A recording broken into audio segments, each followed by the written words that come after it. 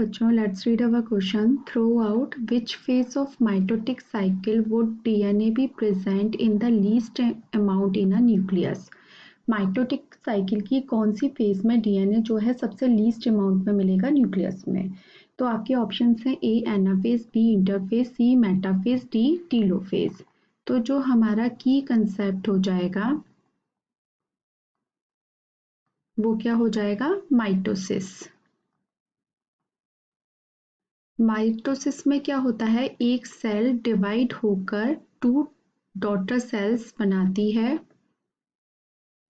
To daughter cells बनाएगी जिसमें कि क्रोमोसोम नंबर सेम रहेंगे। मतलब अगर ये 2n है, डिप्लॉइड है, तो डॉटर सेल्स भी कैसी रहेंगी, डिप्लॉइड ही रहेंगी। तो ये माइटोसिस होता है। माइटोसिस का जो डिवीजन में जो फेजेस हैं, तो फर्स्ट फेज जो है आपकी वो क्या है, इंटरफेज। ओके, फर्स्ट फेज जो है वो क्या है, इंटरफेज।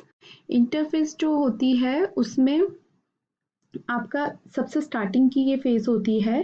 इसमें क्रोमेटिन जो होते हैं कंडेंस्ड स्टेट में रहते हैं और लूजली डिस्ट्रीब्यूटेड रहते हैं through out the nucleus. Chromatin किस फॉर्म में रहते हैं, कंडेंस्ड स्टेट में रहते हैं और appear loosely distributed through out the nucleus. ठीक है, मतलब कुछ फ्री रहता है इसमें क्रोमेटिन। अब इस इंटरफेज में ही हमारी क्या होती हैं और फेजेस आती हैं, G1, सेकंड है एस फेज, थर्ड होती है G2 और इसके बाद जो आती है वो आती है हमारी इंटरफेज के बाद सेकंड जो होती है वो होती है एम फेज, जिसको कि एक्चुअल डिवीजन फेज बोलते हैं।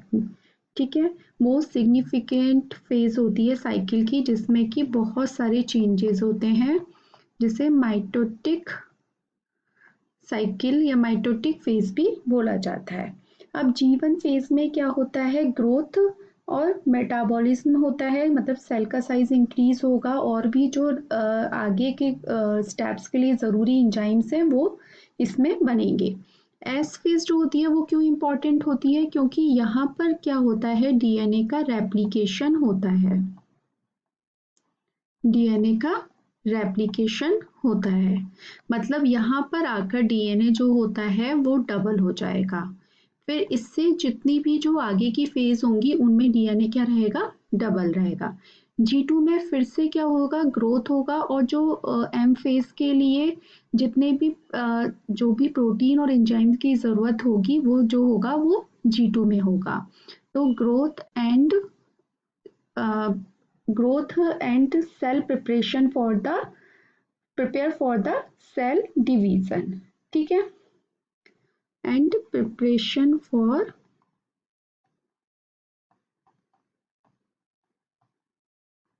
Cell division. आगे क्या हो रहा है हमारा, एम फेज में सेल डिवीजन यानी कि माइटोसिस हो रहा है। इसमें भी आपका जो जीवन में है हमने भी यही बताया, ग्रोथ एंड मेटाबॉलिज्म यानी कि ग्रोथ और जो भी एंजाइम्स या प्रिपरेशन होनी है वो भी किसमें होगी, G1 में होगी। mRNA सिंथेसिस होता है और भी जो बहुत सारे एप्लीकेशन के लिए एंजाइम जरूरी होती हैं वो G1 में बनते हैं। अब जो एक्चुअल फेज होती है वो होती है एम फेज, जिसको कि माइटोटिक फेज बोलते हैं। एम फेज में भी आगे फेजेस होती हैं। फर्स्ट है आपकी प्रोफेज,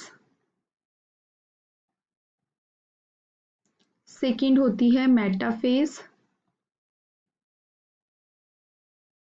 एंड थर्ड होती है एनाफेज एंड फोर्थ होती है टीलोफेज। इसके बाद साइटोकाइनेसिस होता है यानी कि साइटोप्लाज्म डिवाइड होता है। तो प्रोफेज जो होती है उसमें क्रोमोसोम डेंस फॉर्म में रहता है। ठीक है, उसके बाद मेटाफेज में जो क्रोमोसोम होते हैं वो इक्वेटर प्लेट पर अरेंज हो जाते हैं, या उसको हम बोलते हैं मेटाफेज प्लेट पर अरेंज हो जाते हैं। इसमें क्रोमोसोम कैसे रहते हैं, कंडेंस या डेंस फॉर्म में रहते हैं। एनाफेज में क्या करते हैं, सेपरेट हो जाते हैं और माइग्रेट करने लग जाते हैं टूवर्ड्स द अपोजिट पोल।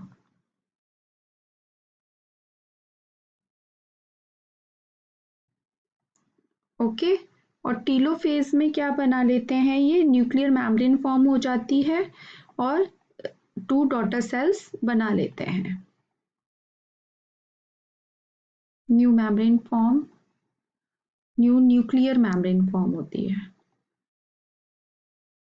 ठीक है, तो हम ये एम फेज के फेजेस हैं। तो अब हमारा जो क्वेश्चन में पूछा है वो पूछा है कि लीस्ट अमाउंट ऑफ डीएनए किस में प्रेजेंट रहता है। तो हमने ये देखा कि एस फेज में डीएनए का रेप्लिकेशन हो रहा है। उससे पहले की जो फेजेस हैं, यानी कि G1 फेज हुई, तो उसमें least amount of DNA present होगा। एस फेज में क्या हो रहा है, डीएनए रेप्लिकेशन कर रहा है, डबल अमाउंट हो रहा है। तो आगे की जो फेज है G2 और एम फेज में जितनी भी फेजेस हैं उनमें क्या होगा, डीएनए डबल रहेगा। तो हम अपने ऑप्शन देख लेते हैं। एनाफेज एम फेज की है, माइटोटिक की, तो इसमें नहीं होगा। इंटरफेज, हमने बताया कि इंटरफेज जो है वो किससे पहले, जीवन फेज को ही हम मोस्टली इंटरफेज फेज बोलते हैं। तो इंटरफेज फेज में क्या होगा, लीस्ट अमाउंट ऑफ डीएनए होगा। तो हमारा ये ऑप्शन ठीक हो जाएगा। मेटाफेज जो है एम फेज यानी कि एस फेज के बाद आ रही है, तो हमारा ये ऑप्शन नहीं रहेगा। टीलोफेज भी लास्ट है, तो हमारा ये ऑप्शन भी नहीं होगा। तो हमारा जो आंसर बनेगा वो बी इंटरफेस बनेगा, जिसमें कि डीएनए सबसे लीस्ट अमाउंट में होगा। आई होप आपको ये आंसर समझ में आया होगा। Thank you so much, all the best.